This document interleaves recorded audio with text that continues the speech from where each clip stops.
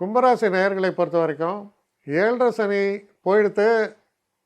ஜென்ம சனி போயிடுச்சு. 7 போல் பாத சனி சொல்லுவோம். அப்போ ஜென்ம சனி மாறியது இன்னும் பெரிய எஃபெக்ட் இல்லையே, இன்னுமே தான் வரும் எஃபெக்ட்டு. ஏன்னா 5ஆம் வீட்டுக்கு குரு போகிறார் 15ஆம் தேதிக்கு மேலே. ராகு உங்கள் ராசிக்குள் வருகிறார். செயல் வீரராக திகழ்வீர்கள். எல்லாமே உங்களுக்கு சாதகமாக ஏற்படுறது 15 தேதிக்கு அப்புறம், மே மாதம். அப்போது இவ்வளோ நாள் தடைப்பட்டிருந்த உயர்வுகள் எல்லாம் விலகிடும். சகல நன்மைகளும் ஏற்படும். உங்களுடைய திறமை பளிச்சிடும்.